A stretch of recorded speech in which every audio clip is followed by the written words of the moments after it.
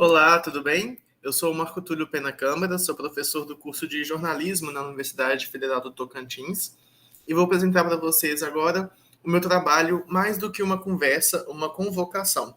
As masculinidades como percurso metodológico na construção de sentidos mediativistas. Para situar, né, esse trabalho, esse é um artigo que é um recorte da minha tese de doutorado, Ouçam as Bichas Pretas, a multimodalidade na construção de masculinidades pretas e as produções de sentido mediativistas em vídeos no YouTube. Essa tese foi defendida no Instituto de Estudos de Linguagem da Unicamp no ano passado. Então, eu trago aqui um recorte dessa tese, né, que é a parte metodológica. E a inovação desse trabalho, metodologicamente falando, é considerar as masculinidades não só como objeto de estudo, um tema do trabalho, um tema teórico e tudo mais, mas usar, considerar as masculinidades como também metodologia, né? Não só, então, esse objeto de estudo ou um aporte teórico. Eu usei, né, como aporte teórico na minha tese, e aqui eu vou trazer para vocês, então, esse recorte, né, dos estudos de masculinidades e como que a gente pode usar isso enquanto metodologia de trabalho aliado a outras metodologias tradicionais também. Então, o que motiva, né, os debates sobre masculinidades? É importante ressaltar que é um recorte também de estudos de gênero.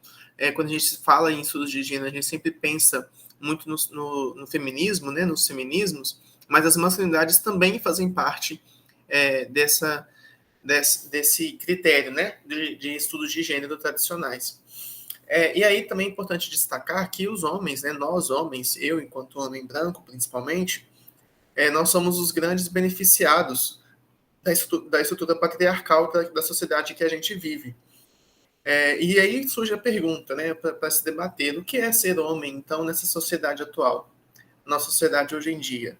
Como ser homem? Como trazer esses debates sobre masculinidades para essa vivência prática também atual?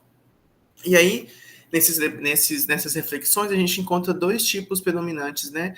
Dois grandes tipos de masculinidades: a masculinidade hegemônica e a masculinidade contra-hegemônica. Se, por um lado, essa hegemônica ela dita muito mais nesses padrões, está, né, ancorada nesses padrões, a contra-hegemônica, por outro lado, está então negando esses padrões e descobrindo outras e novas formas de ser homem, de se praticar, né, essas masculinidades possíveis também. A masculinidade hegemônica é muito popularmente conhecida como aquela masculinidade tóxica, sabe? É nesse sentido aí.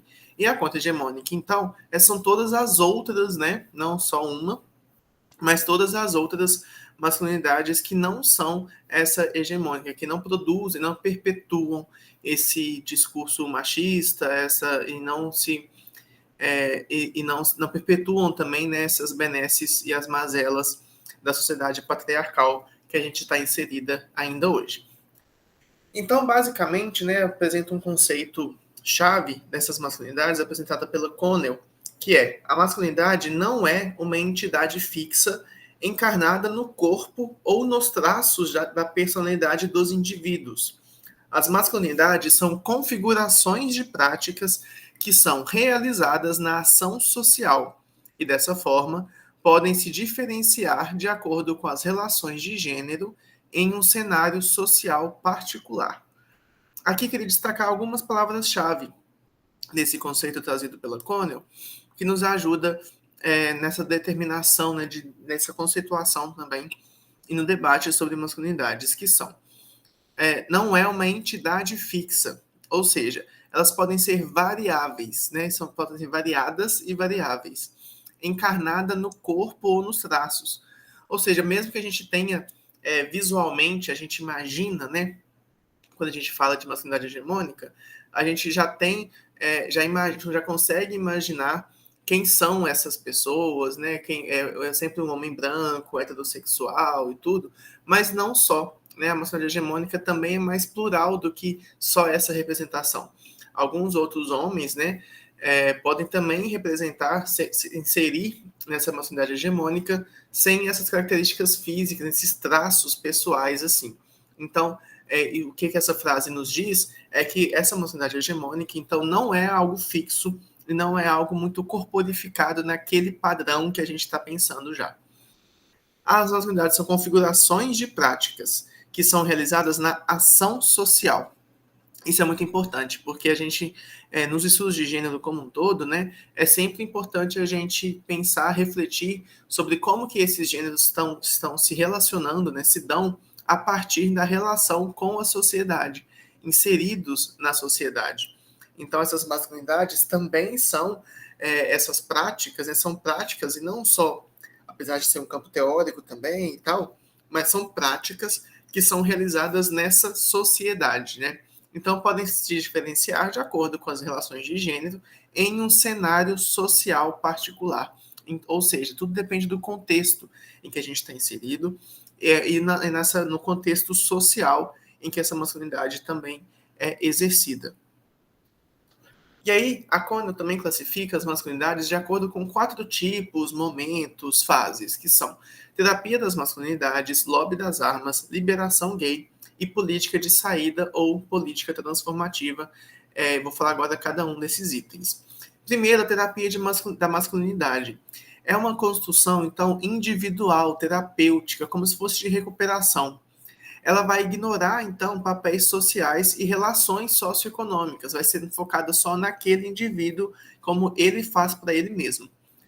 Em via de regra, né, majoritariamente, é um homem branco, de classe média, heterossexual, bem nessa visão eurocêntrica, porque como não está considerando essas outras características que nos perpassam, que nos formam, como raça, classe, parte sempre por essa visão eurocêntrica distante também do sul global. E aí há, então, uma relação de poder e uma valorização da sensibilidade.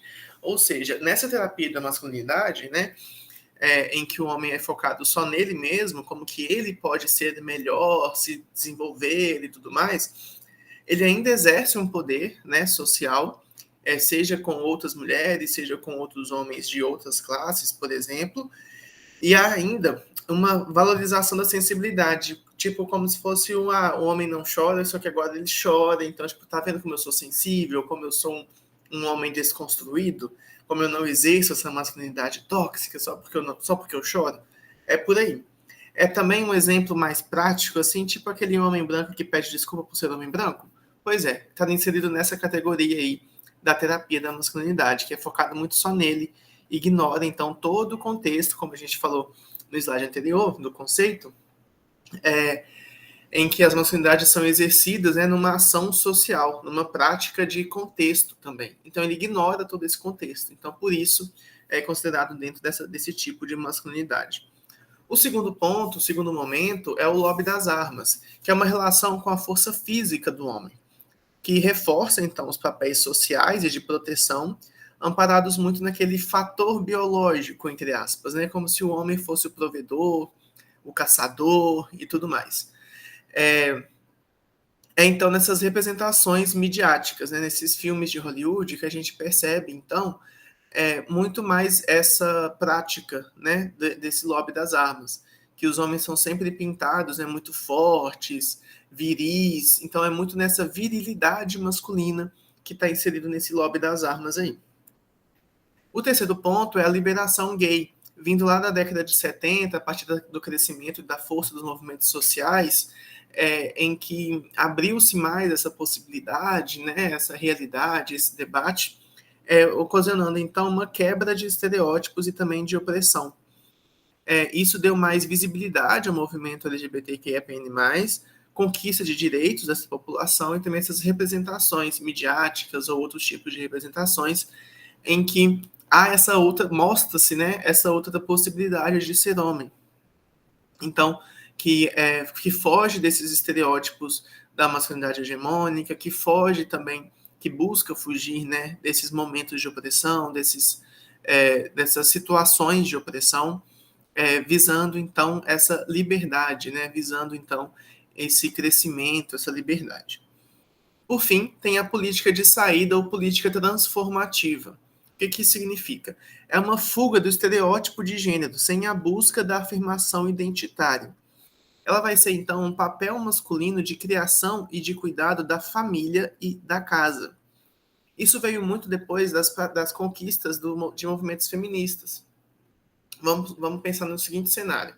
A mulher passou a sair para trabalhar fora, né, ter outros tipos de trabalho, e a casa, e o homem, então, que pensando nessa lógica heteronormativa, o homem que antes só ficava fora de casa, ou que acreditava o trabalho doméstico apenas a mulher, a criação dos filhos apenas a mulher, ele passa, então, a também fazer esse trabalho doméstico. Então, essa política, né, esse momento dessas viradas de conquistas feministas, se deram, então, nesse papel do homem também como cuidado que historicamente é levado, né, atribuído ao papel feminino do cuidado, mas não, a gente, né, obviamente, como adultos funcionais que somos, também temos que ter essas responsabilidades.